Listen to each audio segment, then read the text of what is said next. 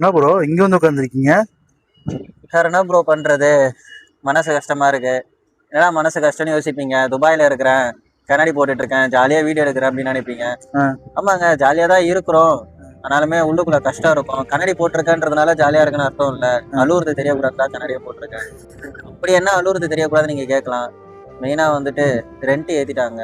அதாங்க இங்க ரொம்ப கஷ்டம். ஆல்ரெடி நம்ம வந்து 800 கொடுத்துட்டு இருந்தோம் ரெண்ட். இப்ப பாத்தீங்கன்னா 200 கிராம்ஸ் ஏத்திட்டாங்க.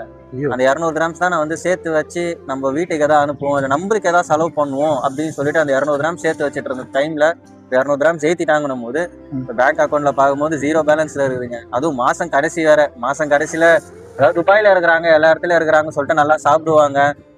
மாசம் ஸ்டார்டிங்கா இருந்தாலும் சரி, மாசம் கடைசியா இருந்தாலும் சரி, 1 லட்சம் சம்பாதிக்கிறாங்க, 2 லட்சம் சம்பாதிக்கிறாங்க, நல்லா சாப்பிடுவாங்க நீங்க நினைச்சிட்டு இருப்பீங்க.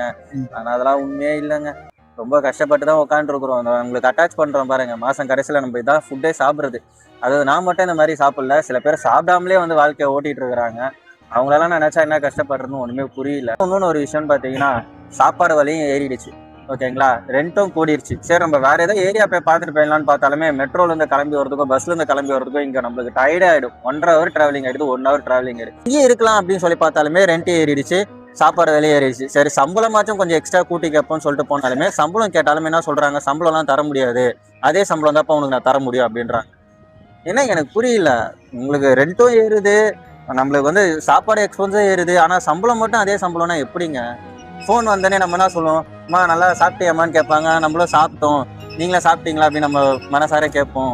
ஆனா உண்மைதான் நம்மளுக்கு தான் தெரியும் நம்ம சாப்பிட்டோமா இல்லையான்னு சொல்லிட்டு. இப்போ வீட்டில் கஷ்டம் இருக்கக்கூடாது, கஷ்டப்படக்கூடாதுன்றதுக்காக நம்ம நிறைய வாட்டி போய் சொல்லியிருப்போம் சாப்பிட்டோன்னு.